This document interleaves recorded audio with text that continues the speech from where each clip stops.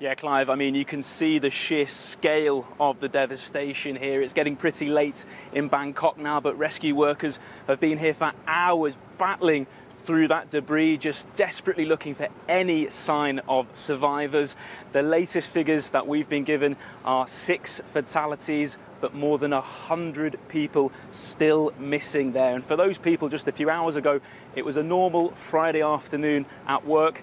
That was until, of course, that earthquake struck 800 miles away.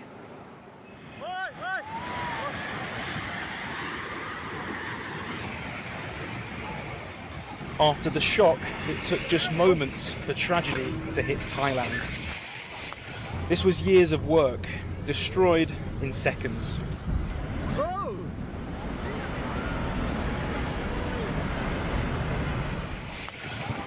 More than 400 people were at this construction site when it suddenly collapsed. The panic as workers ran for their lives. People nearby fled the scene. Matthew Martin, who was working in a nearby building, saw the moment that the tower block collapsed. First, our building started shaking, and look outside. I started taking a video after maybe 30 seconds and could see the street lights swaying on the road. Everybody stopped on the expressway. And then by the time I panned back, you could see this building had collapsed, and you could see the dust and the debris rising up in the air. So pretty surreal.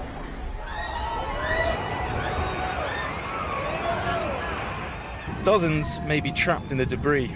Just how many have lost their lives is still unclear. The force was so strong that patients in a nearby hospital had to be evacuated. Doctors and nurses tried to treat them in a safe zone outside, where one woman gave birth. 800 miles from the epicenter, people abandoned their offices for the safety of the street. At first, I thought my head was spinning. So I moved to see what was happening, and things started swaying even more. So I quickly ran to my kids. I told my kids, we can't stay here, we have to get out of here. So we ran down to get outside. Others who stayed inside couldn't believe what they saw. Water spilling from infinity pools high above. I was in the office, and people started running out, and I thought for a split second, I was like, isn't it better to stay inside? Isn't that safer? So that's what I did, and then I saw the other building and started filming, and it was basically the pool overflowing and like a waterfall. Tonight, the Thai Prime Minister visited the site of the collapsed building. It was supposed to be a new government departmental headquarters. Today, it became a disaster zone. Rescue workers have a long night ahead of them, battling through the debris here, just trying to find anyone who might be alive. Their priority is to try and find as many survivors as possible. But for the people who saw this building collapse, and for the people who are here now, the feeling's a mixture of shock at what happened and dread at what they might find. For the Thai people, it's a chilling hint of what their neighbours in Myanmar must have felt, what they must be going through right now. Nick Marsh, BBC News, Bangkok. Well, the epicenter of the earthquake was in central Myanmar, and the number of dead is expected to rise. As we mentioned, information is very tightly restricted by the ruling military regime, and international journalists are rarely granted access to report from the country. Caroline Hawley, working with the BBC's Burmese service and BBC Verify, takes a look now at the impact of the disaster in Myanmar and a warning there are some distressing images in her report. Buddhist monks cower. Caught between collapsing buildings. On the tarmac at Mandalay International Airport, you can see a plane sway from the force of the earthquake. Terrified passengers don't know what to do before they're directed to move further away from the building. In Myanmar's second largest city, there's panic on the streets. Mandalay, 10 miles from the epicenter, is home to 1.5 million people. Buildings dangerously disfigured and fallen in on themselves after the earth moved beneath them.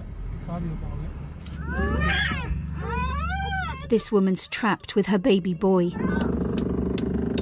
Her legs are caught under rubble on the ground floor of a damaged building in the capital, Naypyidaw. A painstaking effort to get her free.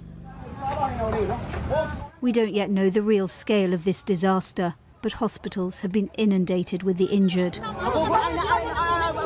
Brought in not by ambulance, but in whatever transport they can find. Treated on the street in the heat because of fear of aftershocks. So many wounded, the authorities have appealed to the public to donate blood. While I was doing the housework, I felt shaking. It was very strong. I was afraid that the building would collapse, and as I went outside, I was hit by a cabinet that fell on me. A high-level visit to the hospital by the internationally isolated military junta. The needs are so great that it's made a rare appeal for outside help.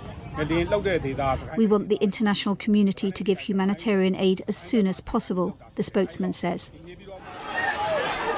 The damage has been indiscriminate. They watch in horror as a pagoda in Mandalay comes down.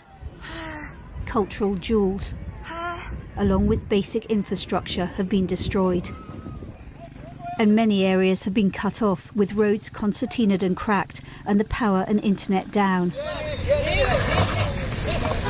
And that's just in territory controlled by the military government. Information from rebel-held areas, already reeling from recent fighting, is harder to come by. The earthquake was felt hundreds of miles away, in southwest China, a glimpse of its ferocity and the fear that accompanied it. The aid effort in Myanmar will be complicated. Regardless of religion or politics, the hope is that the help now being mobilised by the UN will be allowed to reach everyone.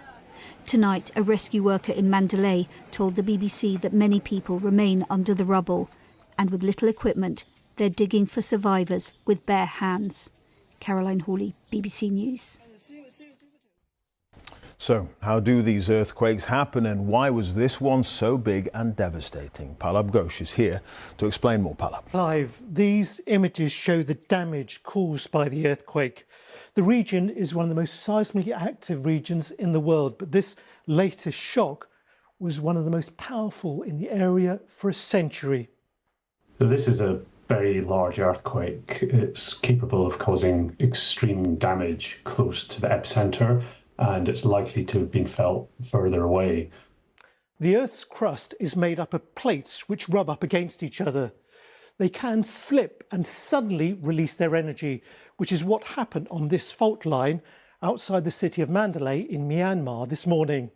The power of an earthquake is measured by the moment magnitude scale, which goes from 1 to 10, with each whole number being 10 times more powerful than the previous.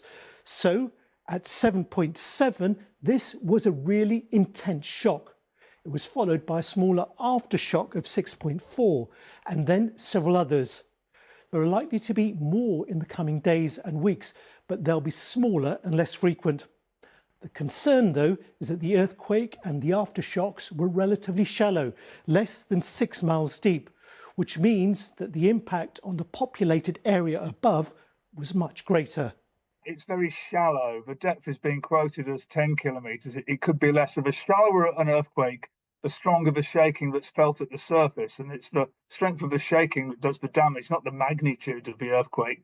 If it's distant or deep, it doesn't do much harm at the surface. So it has caused some quite strong shaking. The question is whether we can predict when and where these earthquakes will happen to give an early warning. The answer, unfortunately, is no. Although we know where these plates are rubbing up against each other, we can't tell in advance exactly when they'll release their energy. Clive. OK, Palab, thank you. Palab Ghosh there, our science correspondent. Let's return to Nick Marsh, who's live in Bangkok. Nick, truly awful scenes that we've seen from the region. The fact is the number of dead is likely to rise significantly.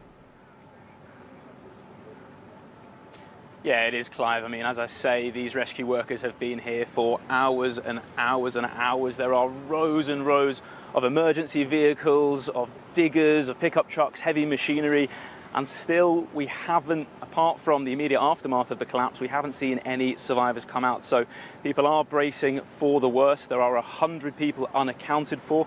Like I say, in terms of who these workers are. We understand it's a mixture of Thai and Burmese workers, and these Burmese workers, of course, will have families in Myanmar, not only having to deal with what's happening back home in their country, but also worried about now what's happened here in Thailand.